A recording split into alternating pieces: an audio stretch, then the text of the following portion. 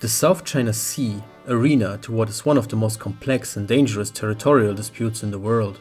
This incredibly valuable body of water is defined by hundreds of tiny islets, the ownership of which is highly contested between several nations. Vietnam, Malaysia, Brunei, and the Philippines all have overlapping claims here, but the largest claim by far is made by China. The infamous 9-dash line, also called the Cow's Tongue, claims about 90% of the South China Sea for the People's Republic of China. And the complexity of this dispute does not end there.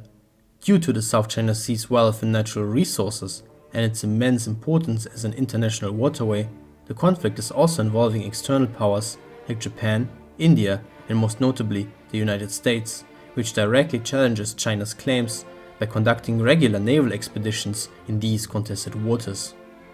This has been the most requested topic for me to cover by far, and I'll try to give you a rough overview of what this dispute is about. To do this, we will have to answer a number of questions. Why is the South China Sea so important? Who is involved and why? And what does it mean for the stability of the region and the world?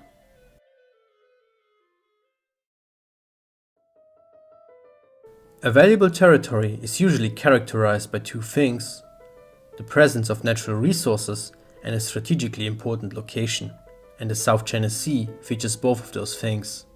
Here, a non-trivial amount of oil and gas has been shown to exist.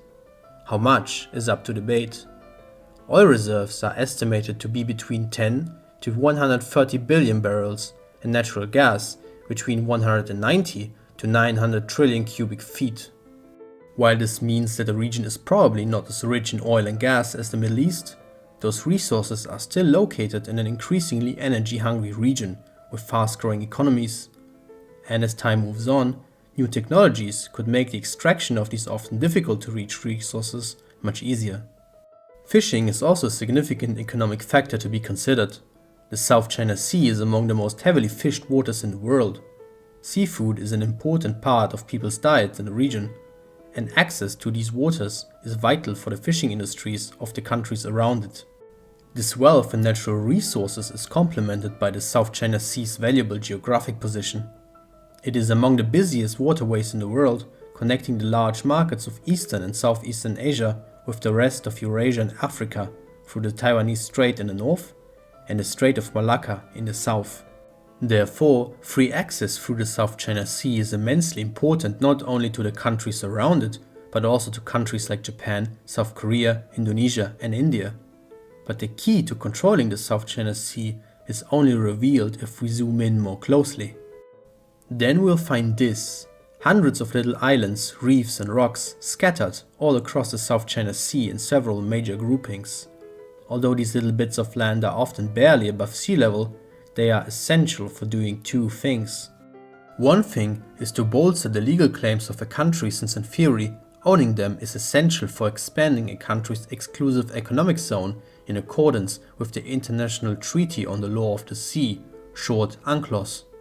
This EEZ can extend up to 200 nautical miles around the country's territory, provided it doesn't collide with another country's EEZ before that. Within that zone, only the territory's owner has the exclusive right to exploit natural resources, which means that the islands here could secure exclusive access to the sweet resources mentioned before. And the other use for them is to build up military assets, increasing the nation's ability to actually enforce the territorial claims and restrict access to the waters if the need should arise, for instance, in the case of war. Which brings us to the next question: who is involved in trying to control this region, and why?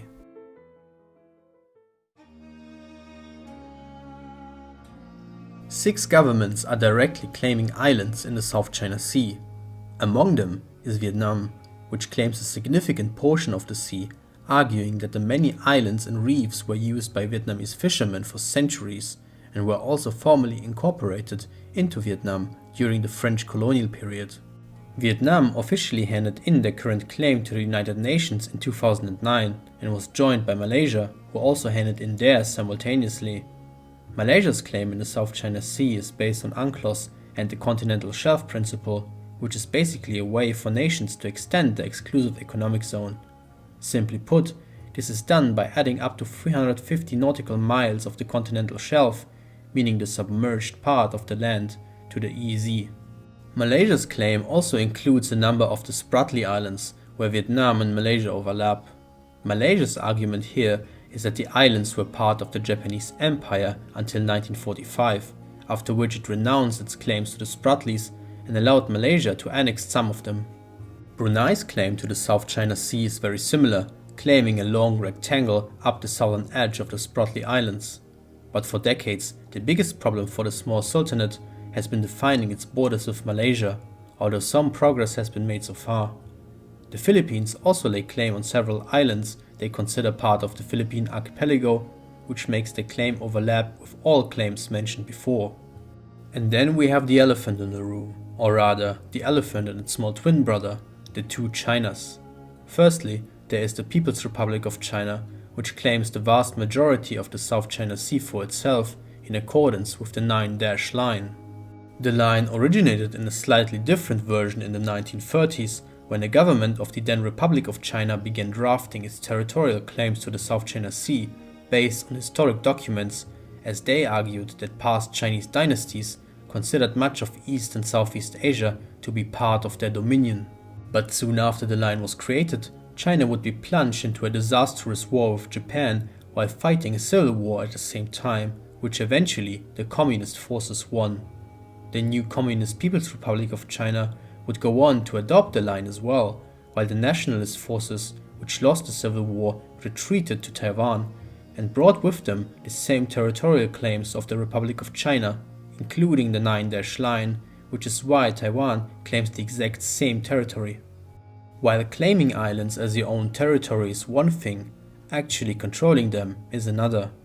If we take a closer look at, for example, who controls the Spratlys Islands, we can see that the situation here is a confusing mess, with various nations controlling bits here and there. Some of these islands feature entire military bases, which makes one thing very clear.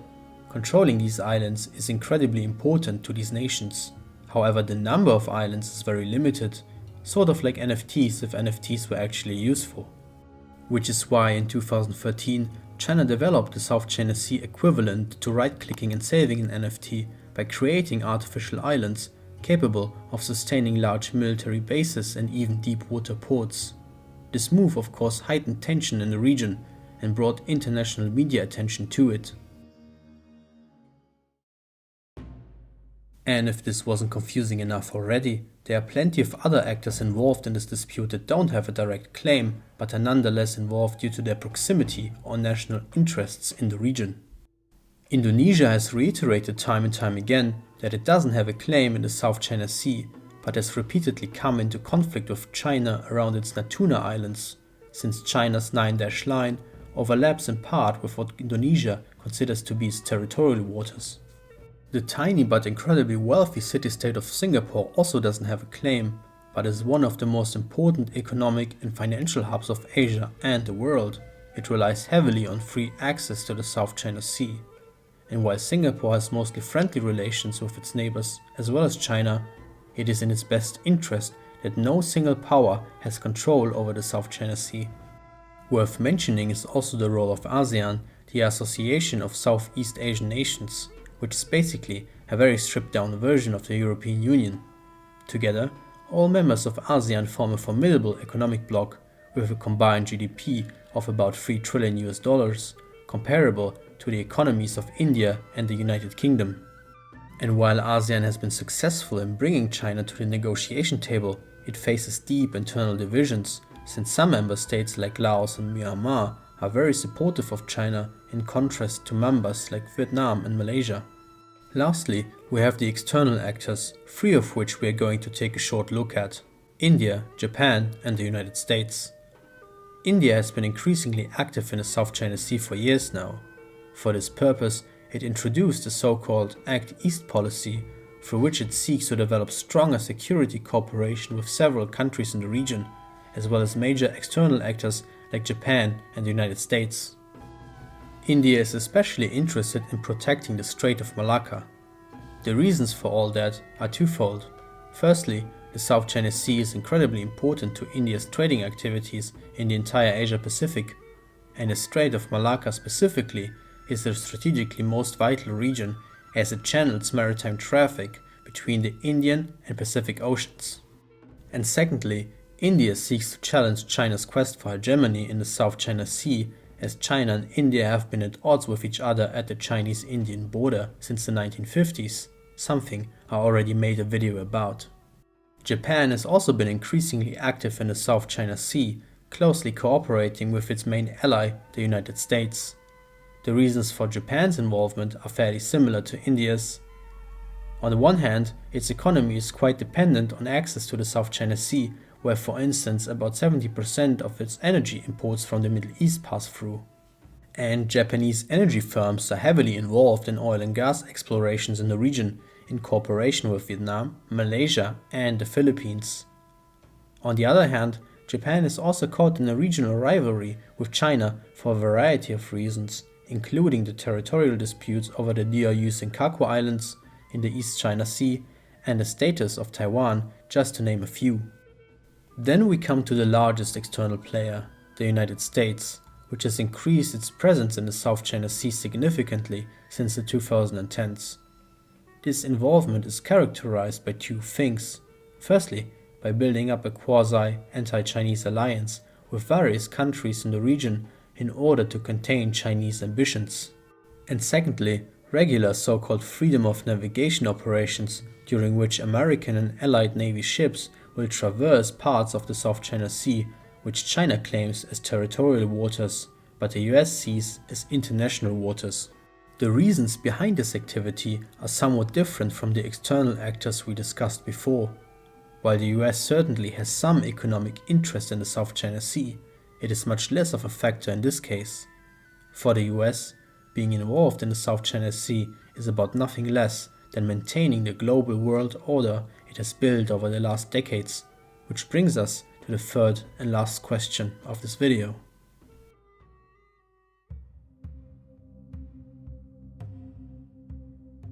The South China Sea dispute is immensely complicated. Every single actor involved is driven by a unique set of motivations and facing a wide variety of complex challenges. In the future, I plan to dedicate a video to the role of each and every actor in this conflict, but for the time being, those are well beyond the scope of this video. But what we can do is have a look at the most defining characteristic of this conflict, the Chinese-American rivalry. Over the last decades, China's conduct in the South China Sea has become much more assertive. It relocated a significant part of its navy, including its submarines, to a large naval base on Hainan Island to be closer to the disputed area. It has continuously built up military assets on many islands and reefs and increased its overall naval presence, giving it the ability to police much of these waters, as demonstrated by its regular interference with foreign fishermen and oil and gas exploration activities conducted by other countries like Vietnam and Malaysia. And while China continues to rise to the status of global power by growing its economic and military might, it is highly likely that the country will spend even more resources on achieving dominance in the South China Sea and overcome the opposition of the United States and its partners. China's motivations in doing so might be better understood when examining how historically another nation behaved during its rise while faced with a similar situation, the United States. In the 19th century, the United States was the rising power on the world stage, while at the same time, most of the European colonial powers, which for centuries had dominated the political landscape of the Americas, were gone from the vast majority of the continent. However, among the last European footholds in the Americas was a region of particular interest to the United States, due to its proximity and strategically important location, the Caribbean. For the influential political scientist John Mearsheimer, the situation in which the US found itself in the Caribbean was very similar to the one China finds itself in the South China Sea today. In both cases, a rising power seeks to dominate an adjacent and strategically important sea region, defined by numerous islands, and still under the influence of more distant powers. In the case of the US, it was successful. In 1898, the Spanish-American War broke out, after which Spain was completely driven from the region, while the remaining European powers, most notably the United Kingdom, would accept American dominance over the Caribbean while eventually moving towards a closer relationship with the US. China would like to achieve something similar in the South China Sea, but is still far from doing so, as the situation here differs in a number of regards. Firstly, the Caribbean only harbored rather small and easily influenced nations, while in the South China Sea, China seeks to dominate countries like Vietnam and Malaysia, which are much more powerful than the small states of the Caribbean and able to punch well above their weight. And secondly, the European powers which were present in the Caribbean were already in decline and increasingly occupied with problems on their home continent, which made it easier for the rising United States to establish dominance in the region. Meanwhile, China is facing a still very powerful United States, which lays heavy emphasis on its national interests in the South China Sea, building a growing quasi-alliance network in the region. America's presence in the South China Sea has been an important feature of US foreign policy since at least the Clinton administration, and was significantly increased during the Obama and Trump administrations. That growing presence is not only the case with the South China Sea, but the entire Asia-Pacific region in fact. And that's not without good reason. For the US, China is developing into its main geopolitical rival, a role which was vacant for decades after the collapse of the Soviet Union. China has indeed great ambitions for itself. Until 2049, exactly 100 years after the establishment of the Communist People's Republic, Beijing aims to become the world's leading power across all major benchmarks, and the country seems to be currently on the right track. China is projected to become the largest economy in the world in the near future, while the ever-growing Belt and Road Initiative, through which China finances infrastructure megaprojects across the world, is a clear sign of China's goal to become a truly global power, which are worrying developments for the United States. Therefore, it is in the United States' national interest to cooperate with its regional partners to contain China so it cannot solely focus on growing its global influence. The circumstance adds immense potential for escalation to an already dangerous conflict. And that makes the South China Sea without a doubt a powder keg and an ever-increasing risk to regional and global peace. And incidents which could trigger an escalation are, unfortunately, not rare. Just a month before the release of this video, a US fighter plane crashed and sank into the South China Sea after a landing mishap. Some speculated that this could cause a confrontation between the US and China as both raced to recover the wreck. One thing in this dispute seems clear. If a somewhat stable regime for conduct in the South China Sea cannot be negotiated between all involved actors, it seems to me that it is only a question of time when this region will become the center of a global